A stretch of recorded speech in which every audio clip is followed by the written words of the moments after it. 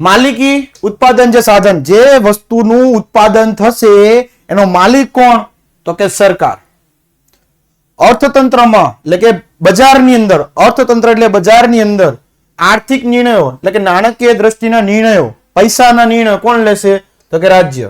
કે ભાઈ કેટલું એમાંથી ઉત્પાદનના સાધનો લેવા, કેટલા ખર્ચ કરો, કેટલી આવક, કેટલી જાવક, આ બધું કોણ નક્કી કરશે? સરકાર. આર્થિક પ્રવૃત્તિમાં કેન્દ્રમાં નફો નહીં પરંતુ સમાજનું હિત. સમાજનું હિત એટલે સમાજનું કલ્યાણ, ભલું. બરાબર? અહીંયા ખાલી શબ્દ ફેરવ્યો લોકોએ, બાકી હતું એનું હિત છે. આર્થિક પ્રવૃત્તિમાં કેન્દ્રમાં નફો નહીં, કોણ? સમાજનું હિત એટલે કે સમાજનું કલ્યાણ. બેટા લો ક્વોલિટી કરી દો, હવે ઓકે છે. શ્રમિકોમાં કામના બદલે વેતન ચૂકવવામાં આવે છે. વેતન એટલે નાણાં, પગાર.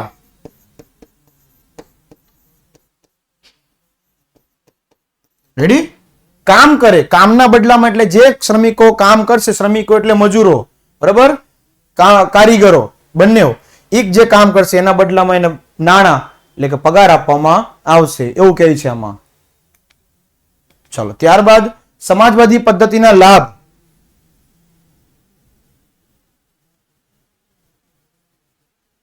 બેટા ઓકે છે, લો ક્વોલિટી કરી દો, થઈ જશે.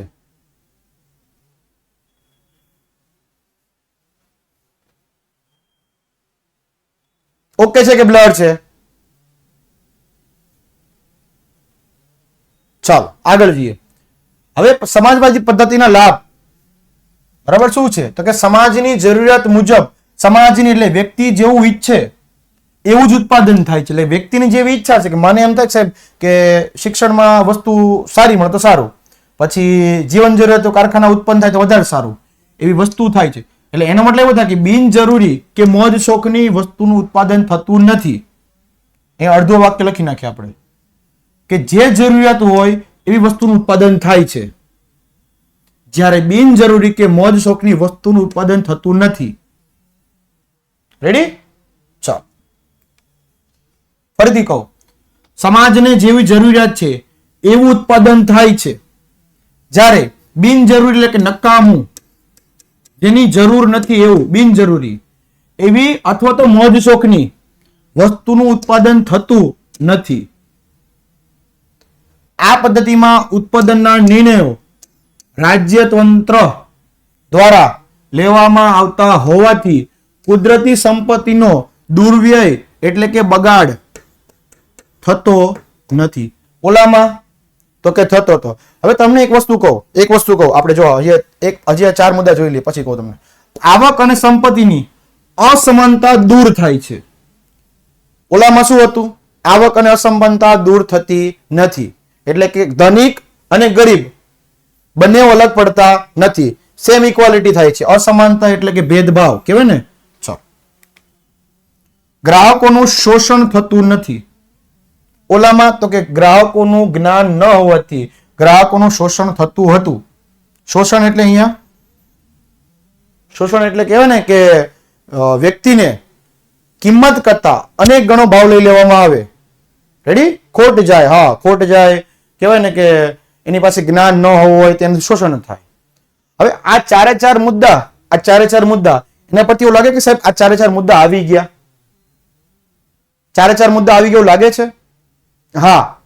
કઈ પદ્ધતિના ગેરલાભોમાં આવતું હતું? આ ગેરલાભમાં આવતું હતું કોઈકના. કઈ પદ્ધતિના? યસ, બજાર પદ્ધતિના ગેરલાભ જો તો આ ચારે ચાર જ છે. બજાર પદ્ધતિના ગેરલાભ જો તો ચારે ચાર આ જ છે. ખાલી 5મો ઇજારાશાહીનો મુદ્દો નથી. રેડી? એટલે કે સમાજવાદીના ગેરલાભ એને ઊંધા કરી નાખો એટલે સોરી, બજાર પદ્ધતિના ગેરલાભ એને ઊંધા કરો એટલે સમાજવાદી પદ્ધતિનો લાભ થઈ જાય.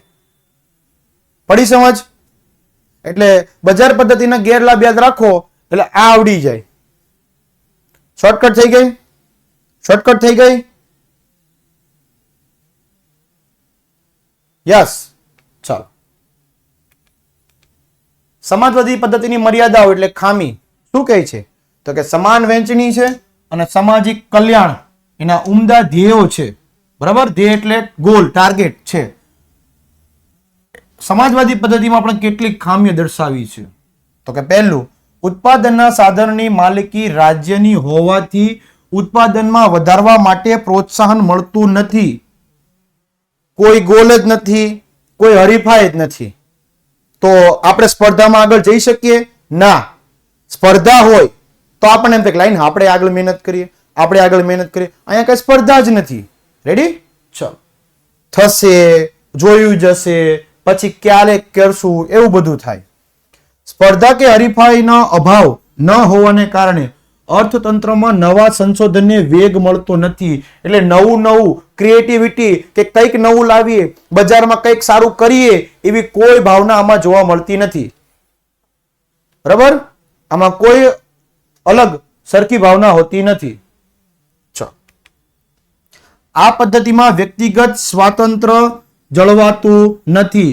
વ્યક્તિનો આવક વધે, વ્યક્તિના પોતાના શોખ પૂરા થશે, વ્યક્તિનો ગોલ અચીવ થાય, એવું કંઈ જ નહીં આમાં. રેડી? કારણ કે ઉત્પાદનમાં જ કોઈ હરીફાઈ જોવા મળતી નથી ને. રેડી? સંશોધનને નવા વેગ મળતા નથી, તો વ્યક્તિનો વિકાસ શું થશે? ઘટશે. રાજ્યની સંપૂર્ણ હસ્તક્ષેપ એટલે કે સંપૂર્ણ માલિકી રાજ્યની છે.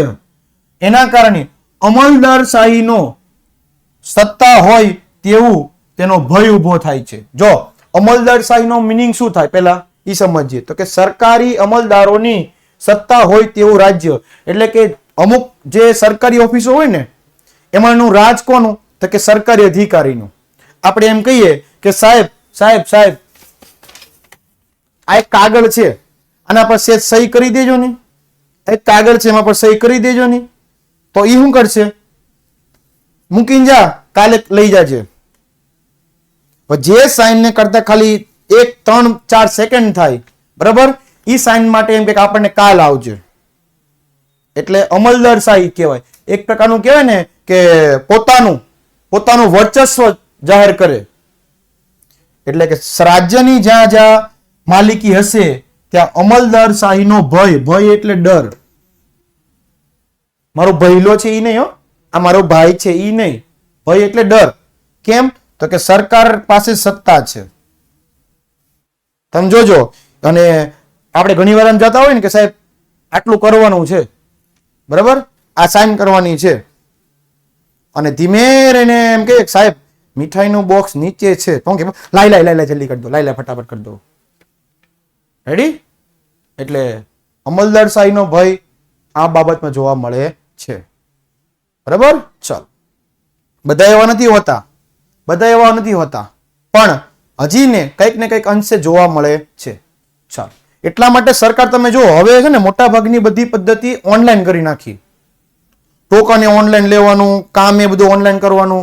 ખાલી જે એમ કે ફરજિયાત જ્યાં જરૂર પડે ત્યાં જ. બાકી પેલા ઓલા દાખલા અને આવકનો દાખલો ને આ બધા દાખલા કાઢવા માટે તમારે બધી કચેરીઓમાં જવું પડતું. આવી બધી વસ્તુ ઓનલાઈન થઈ ગઈ. કોઈ ધક્કા નહીં, કોઈ ઓલું નહીં, કોઈ સાહેબને મળવાનું નહીં, કાંઈ નહીં. ઓનલાઈન ફોર્મ ભરો, ઓનલાઈન ડોક્યુમેન્ટ જમા કરો, પાસપોર્ટ સાઇઝનો ફોટો પાડી લ્યો, અપલોડ કરો, સાઇન કરી દો, અપલોડ કરો, આઈડી પ્રૂફ જમા કરાવી દો. એટલે તમારું 3-4 દિવસની અંદર વેરિફિકેશન થઈ અને આવી જાય. બધી સિસ્ટમ ઓનલાઈન, બધું જ. અને તમે જો ને દેશ કેટલો વિકાસ થવાનો છે. દેશ એટલો બધો વિકાસ થાય, દેશનો એટલો બધો વિકાસ થાય. રાચે રીંગણી વાવા જાઓ ને સવારે સીધી રીંગણી વીણવાની જ રહે. मतलब भाई इनके ने इधर से आप आलू डालेंगे, इधर से सोना निकलेगा, इधर से आप आलू डालेंगे, इधर से आपको सोना निकलेगा. एम नो होय. रेडी? यस. હું કરીએ ભાઈને કઈ આમ એમ લોજિક જ નથી ભાઈને કે આમ નો હોય. રેડી? ચાલો. હવે આવે છે મિશ્ર અર્થતંત્ર. સાંભળજો શું કહે છે સાહેબ. તમે તો એમ કીધી બે જ પદ્ધતિ છે, પણ આપણે એમાં કંઈક જોઈએ કે બજાર પદ્ધતિ અને સમાજવાદી પદ્ધતિ એમાં કેટલીક મર્યાદાઓ થઈ લે. સમાજવાદી પદ્ધતિ પણ જેને ન ફાવે, જેને બજાર પદ્ધતિ પણ ન ફાવે, એના માટે કેટલીક સારી બાબતો સુમેળ સાધી અને મધ્યમ માર્ગ તરીકે મિશ્ર અર્થતંત્રની પદ્ધતિ અસ્તિત્વમાં આવી. જેને બજાર પદ્ધતિ ન ફાવે અથવા જેને સમાજવાદી ન ફાવે એવા લોકો માટે આય ન ફાવે, આય ન ફાવે, તો સરકારે કંઈક વચ્ચેનું નક્કી કર્યું કે પબ્લિક હેરાન થવી જોઈએ નહીં. એ માટે સરકારે બીજી એટલે કે ત્રીજી વચ્ચેનો રસ્તો કાઢ્યો. નહીં આ બાજુ નહીં આ બાજુ, વચ્ચેનો રસ્તો કાઢ્યો. એને કહેવામાં આવે છે મિશ્ર અર્થતંત્ર. સુમેળ ભર્યું એટલે કે એને આમ અનુકૂળ હોય તેવું. રેડી? ચાલો. મિશ્ર અર્થતંત્ર એટલે શું?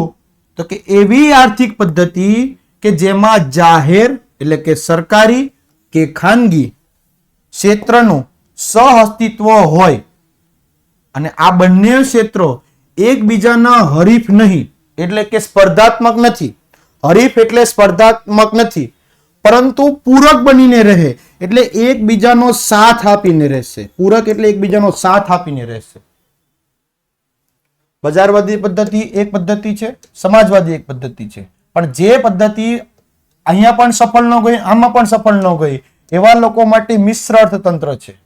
પણ મિશ્ર અર્થતંત્રમાં શું છે કે જાહેર કંપની એટલે કે સરકારી પણ છે અને ખાનગી પણ છે, પણ બંને વસ્તુઓ એકબીજાની હરીફમાં નથી. રેડી? પણ એકબીજાને સાથે મળીને કરશે. એટલે મિશ્ર અર્થતંત્રમાં અમુક કામ તો કે સંચાલન તો કે સરકારનું, માણસો તો કે પ્રાઇવેટ કંપનીના, એટલે કે એટલે એમ કે ને કે બે ભેગા મળીને કામ કરશે. ઉમદા એટલે ખૂબ ઊંડાણપૂર્વક નામ. ચાલો.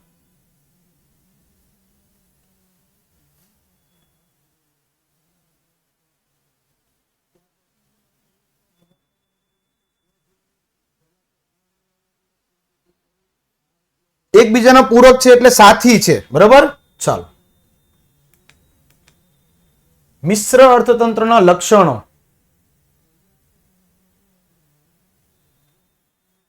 ચાલો. શું લખવાનું છે છેલ્લે કહી દઈશ ભાઈ, અહીંયા ધ્યાન આપી દે પેલા. મિશ્ર અર્થતંત્રના લક્ષણો. આ પદ્ધતિમાં ખાનગી વિભાગમાં એટલે કે પ્રાઇવેટ ખાનગી વિભાગમાં શું આવે? ખેતી, વ્યાપાર, નાના વપરાશી માલનો ઉદ્યોગ એટલે કે નાના કારખાના. રેડી? ચાલો. વગેરેની માલિકી એટલે કે પોતાનો માલિક વ્યક્તિગત કે ખાનગી હોય છે. જો સાંભળજો, મિશ્ર અર્થતંત્રમાં અડધું અડધું હશે. અડધું સરકારનું ને અડધું પ્રાઇવેટનું. અડધું સરકારનું અડધું પ્રાઇવેટનું. એમાંથી પહેલું કહે છે અહીંયા ધ્યાન આપજો. પહેલું કહે છે શું કે ભાઈ ખાનગી વિભાગમાંથી મિશ્ર અર્થતંત્રમાં છે ને ખાનગી અને સરકારી હશે બે બાબતો. એમાંથી પહેલું કહે છે ખાનગીનું. શું કે ભાઈ ખાનગી વિભાગમાં કોનો સમાવેશ થાય? તો કે ખેતીનો, વ્યાપારનો એટલે ધંધાનો, અને નાના વપરાશી માલનો એટલે કે નાના કારખાનાનો સમાવેશ ખાનગીમાં થાય છે, જેમાં વ્યક્તિગત એટલે કોઈ એક વ્યક્તિ પણ માલિક હશે અને ખાનગી કંપની પણ માલિક હશે. જ્યારે ભારે ઉદ્યોગ એટલે કે મોટા ઉદ્યોગમાં કઈ બાબતો સાહેબ? તો કે સંરક્ષણ સામગ્રી. સંરક્ષણ એટલે રક્ષણ, પણ રક્ષણ માટે તો કે આર્મી છે, નેવી છે, એ બધાના જે કારખાના હોય, તોપ ને ગોળી ને બંદૂક ને આ બધા બનાવતા કારખાનાઓ, એને સંરક્ષણ સામગ્રીના કારખાનાઓ કહેવાય. બરાબર? ચાલો. પછી રેલવે, વીજળી, રસ્તાઓ અને સિંચાઈ વગેરે પાયાના ચાવીરૂપ એટલે અગત્યના ક્ષેત્રો એના માલિકી રાજ્યની છે. અહીંયા કોણ હતું? અહીંયા માલિક કોણ હતું? તો કે વ્યક્તિગત હતો. જ્યારે આ બધાનો માલિક કોણ? તો કે સરકાર. રેડી? ચલો એક એક સમજીએ. આ તો સમજી ગયા આપણે. આર્મીના જે બધા સાધનો હોય, નેવી, બરાબર, એમાં બંદૂક, ગોળી અને તોપ ને બધું સમાવેશ થઈ જાય. રેલવે તો તમે ક્યારે એવું જોયું? ઇન્ડિયન રેલવે કોઈ પ્રાઇવેટ કંપનીનું હોય નહીં. સાફ સફાઈ માટે ખાનગી વ્યક્તિને એ લોકો નિમણૂક કરી શકે, પણ રેલવે કોનું હોય? સરકારનું જ હોય. એટલે જ માટે લખેલું છે ઇન્ડિયન રેલવે, ભારતીય રેલવે. વીજળી, સમગ્ર ભારતની અંદર વીજળી તો કે સરકાર પોગાડે છે. હા, 4 શહેર એવા છે, અમદાવાદ, વડોદરા, સુરત અને રાજકોટ. આ 4 શહેરોમાં અમુક ખાનગી કંપની છે જેનું નામ છે ટોરેન્ટ પાવર. ઈ પણ ટોરેન્ટ પાવર છે, પણ ઈ પણ અમુક જ શહેરમાં છે, એટલે કે અમુક વિસ્તારમાં જ છે. ધારો કે સુરતની વાત કરું તો આખા સુરતમાં કઈ ટોરેન્ટ નથી, અડધા જ વિસ્તારમાં છે. તો અડધામાં ટોરેન્ટ ખાનગી કંપની, અડધામાં જીબી એટલે કે સરકારી. રેડી? ચાલો. રસ્તાઓ ઈ પણ સરકાર બનાવે. તો એક પ્રશ્ન પૂછી લો, ભારતના રોડ વિભાગના મંત્રી કોણ છે? હાઈવે જે બનાવે છે, મોટા મોટા હાઈવે, નેશનલ હાઈવે, બરાબર, એ કોણ બનાવે? યસ, નીતિન ગડકરી. અને આ જ વખતે 2024માં પણ ફરીવાર રોડ વિભાગનું કામ નીતિન ગડકરીજીને આપવામાં આવ્યું છે. રેડી? આ તમે જો કેટલા મોટા મોટા નેશનલ હાઈવે બનાવી નાખ્યા. 4 પટ્ટી, 6 પટ્ટી, ખાલી જવાની 6 પટ્ટી, આવવાની 6 પટ્ટી. તમે આમ જોત ખરા, પેલા એક સમય હતો ખાડા ખબોચિયા અને નીકરા બમ્પ, અને અત્યારે તો કે સીધા હોપટે હોપટ રોડ. અમદાવાદ થી સુરત જવું હોય 3 કલાકમાં. રેડી? હા, હારી ગાડીઓ આવી ગઈ. બોલો, વિચાર તો કરો.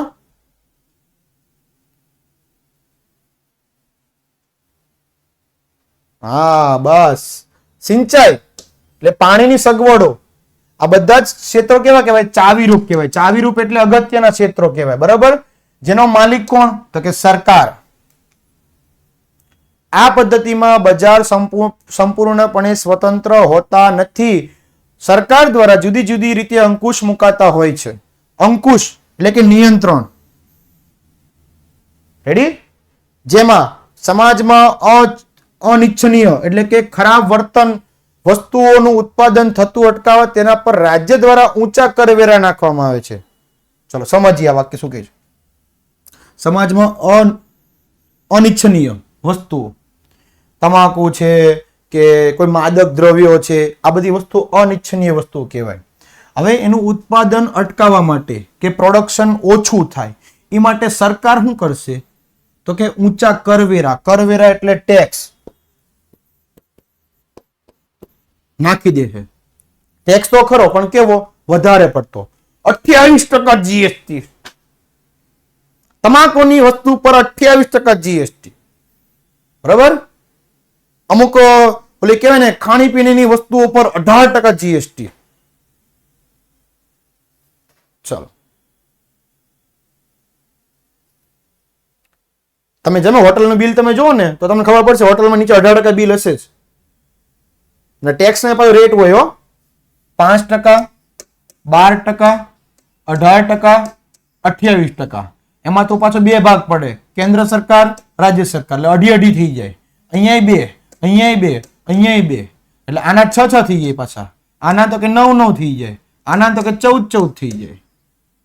રેડી? ચલો, આ બધું આવશે જ આપણે ઇકોનોમિક્સ ની અંદર. 11-12 સબ્જેક્ટ, 11-12 કોમર્સ ની અંદર ઇકોનોમિક્સમાં બધું જ આવશે.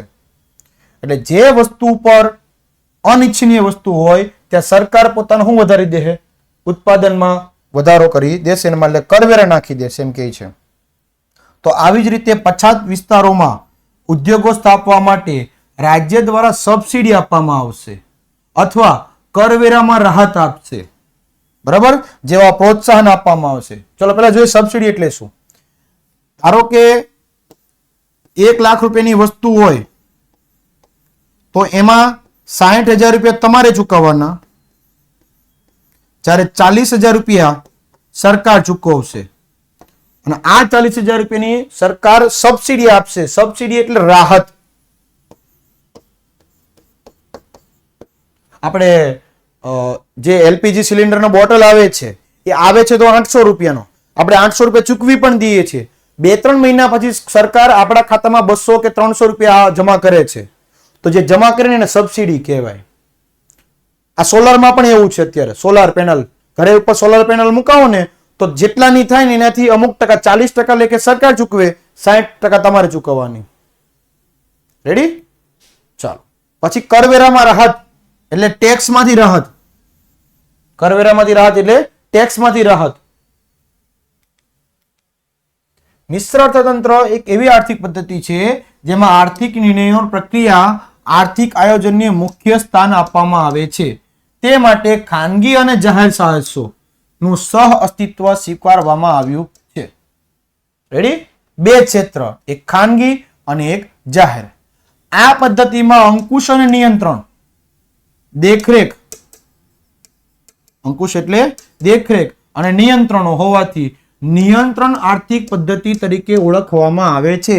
એટલે એનું બીજું નામ થયું. મિશ્ર અર્થતંત્રનું બીજું નામ શું? તો કે નિયંત્રિત આર્થિક પદ્ધતિ. બરાબર? 2 માર્કના પ્રશ્નની અંદર કે 3 માર્કના પ્રશ્નની અંદર એવું સીધું એમ નહીં કે મિશ્ર અર્થતંત્ર પદ્ધતિ વિશે જણાવો. એમ પૂછશે કે નિયંત્રિત આર્થિક પદ્ધતિ વિશે જણાવો. બરાબર? તો આ જે લખ્યું ને એની પર લખી નાખજો પેન્સિલથી. બીજું નામ કોનું? મિશ્ર અર્થતંત્રનું. ભારત અને ફ્રાન્સ વગેરે દેશોમાં કઈ પદ્ધતિ અપનાવવામાં આવે છે? મિશ્ર અર્થતંત્ર. આખી લાઈન ઉપર અંડરલાઈન કરી દો. મિશ્ર અર્થતંત્રમાં કયા 2 દેશો છે એવું પૂછે તો ભારત 1 અને ફ્રાન્સ 2. બજાર પદ્ધતિમાં કયા દેશો હતા? બજાર પદ્ધતિમાં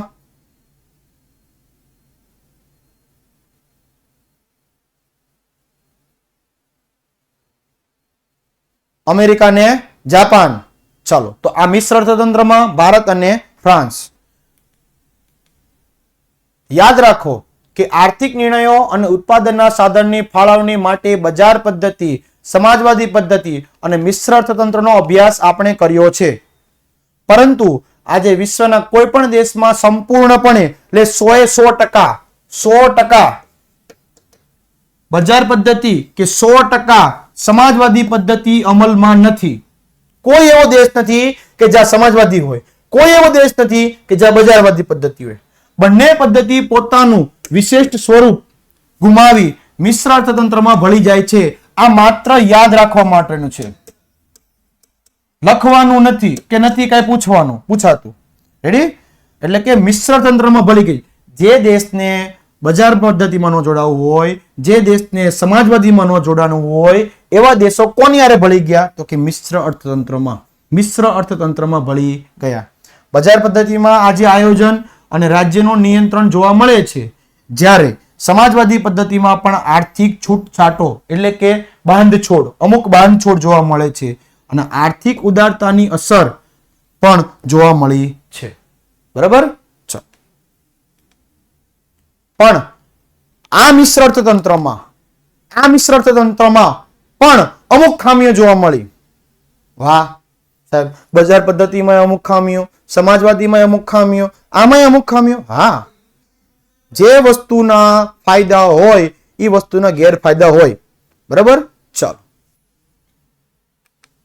તો કે શું છે સાહેબ મિશ્ર અર્થતંત્રમાં શું ખામીઓ જણાવી? તો કે આર્થિક અસ્થિરતા જોવા મળી. નાણાંનું જે સંતુલન છે એ સરખું જોવા મળ્યું નહીં. સંકલનનો ભાવ, સંકલન કહેવાય ને કે એક બજારને બીજા સાથે પણ જોવા કહેવાય ને કે સુમેળ નો થયો. બરાબર? ત્રીજું તો કે આર્થિક નીતિઓમાં પણ અસાતત્ય એટલે કે કહેવાય ને કે અમુક ખામી રહી ગઈ. ભૂલ કયો, ખામી કયો, એ બધું થયું. જ્યારે આર્થિક વિકાસનો દર કેવો રહ્યો? નીચો ગયો, ગ્રાફ ડાઉન ગયો. નીચો દર વગેરે મર્યાદાઓ મિશ્ર અર્થતંત્રમાં પણ જોવા મળી છે. તમારી ચોપડીની અંદર સીધું મિશ્ર અર્થતંત્રની આ ટૂંકનોંધ આપેલી છે. અને મેં ઉપર અહીંયા મુદ્દા લખી નાખ્યા છે, બીજું કંઈ જ નથી. મેં ખાલી ઉપર મુદ્દા લખી નાખ્યા છે. જો કે આ શબ્દ છે જ અહીંયા આગળ, ખામી એમ કરીને. તો મિશ્ર અર્થતંત્રની ખામી પૂછાય તો આટલું તમારે લખવાનું રહેશે. રેડી? ચાલો, અને આ પ્રશ્ન આ ચેપ્ટરમાંથી આ ચેપ્ટરમાંથી શું પૂછાય છે એ માટે આવતીકાલે આપણે PYQ અને બોર્ડના પ્રશ્નો જોવાના છે. એટલે કાલે ખાસ કરીને કોઈ પણ વિદ્યાર્થી લેક્ચરમાં મિસ ન થાય એનું ખાસ ધ્યાન રાખજો. રેડી? ખાસ ધ્યાન રાખજો. ચાલો, આ સાથે આપણું અહીંયા ચેપ્ટર પૂર્ણ થાય છે.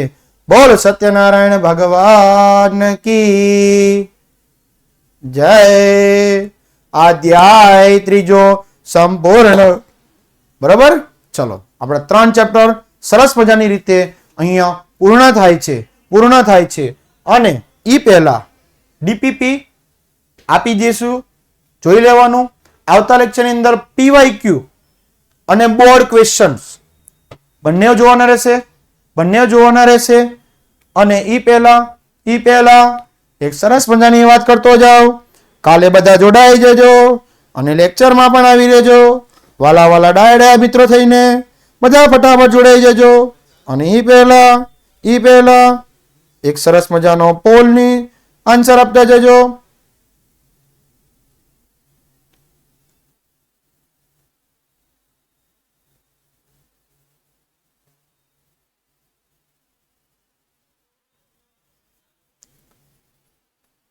હું કયો છો ભાઈ? 4.